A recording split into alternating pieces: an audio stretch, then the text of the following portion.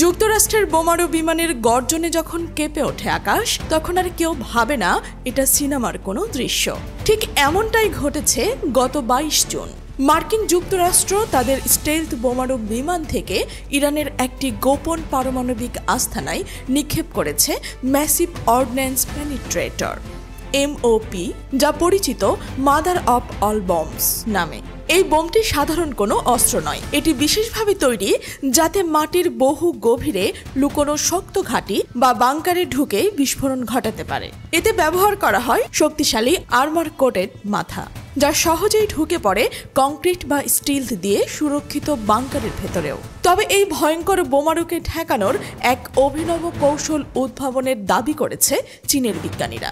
দেশটির নরেনকোর অধীনস্থ north West institute of mechanical and electronic engineering এর গবেষক জুই সিং এবং তার দল সম্প্রতি তাদের গবেষণার ফল প্রকাশ করেছেন জার্নাল অফ গান লঞ্চ অ্যান্ড কন্ট্রোলে।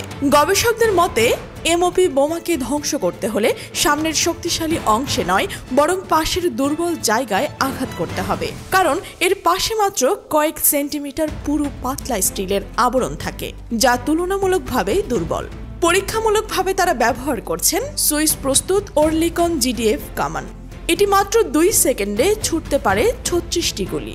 গবেষণায় দেখা যায় 1200 মিটার দূর থেকে ঠিক 68 ডিগ্রি কোণে গুলি ছুড়লে MOP বোমা ধ্বংসের সম্ভাবনা দাঁড়ায় প্রায় 42%। তবে চ্যালেঞ্জ রয়েছে, বোমাটি যখন আকাশ থেকে ধেয়ে আসে তখন গোলা ছোড়ার নির্ভুল সময় নির্ধারণ করতে হয় মাত্র 1 মিলিসেকেন্ডের ভেতরেই। এজন্য দরকার হয় দ্রুতগতির রাডার, কম্পিউটার ও প্রতিক্রিয়া প্রযুক্তি, যা বর্তমানে চীনের আছে কিন্তু ইরান বা ছোট দেশগুলোর নেই। এই কৌশলগুলোকে বলা হচ্ছে স্নাইপার ফায়ার কন্ট্রোল ট্যাকটিক্স, যেখানে আগেই বোমার গতি বিশ্লেষণ করে নির্দিষ্ট পয়েন্টে কামান তাক করে রাখতে হয় যেখানে বোমাটি পৌঁছবে। তবে বাস্তবে এটি বাস্তবায়ন করা কঠিন, কারণ যুক্তরাষ্ট্র যে কোনো অভিযানে শত্রুপক্ষের প্রতিরক্ষা ব্যবস্থা আগে ধ্বংস করে, তারপর বোমা ফেলে। তাছাড়া স্মার্ট বোমাগুলো গন্তব্যের খুব কাছাকাছি এসে চূড়ান্ত গতিপথ পরিবর্তন করে, যা আগেই হিসাব করে রাখা লক্ষ্যকে অকার্যকর করে দিতে পারে। বেইজিং এর এক পদার্থবিজ্ঞানী, যিনি গবেষণায় যুক্ত ছিলেন না,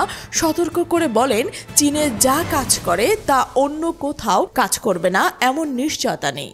তিনি জানান, বাস্তব যুদ্ধে প্রতিপক্ষের প্রতিরক্ষা ব্যবস্থা প্রথমেই ধ্বংস করে দেওয়া হয় বলে এই কৌশল সব সময় কার্যকর হবে না। তবে বিশ্লেষকের মতে এই গবেষণা ভবিষ্যতের যুদ্ধ কৌশল ও আকাশ প্রতিরক্ষা ব্যবস্থা উন্নয়নের ক্ষেত্রে একটি সম্ভাবনার দ্বার খুলে দিয়েছে। তাদের মতে যুদ্ধক্ষেত্রে কোনো অস্ত্রই শতভাগ অভেদ্য নয়। প্রযুক্তি, পরিকল্পনা ও প্রতিক্রিয়ার সঠিক সময় থাকলে MOPর মতো সুপার বোমাকেও হয়তো একদিন রক্ষা কবচ দেওয়া যাবে।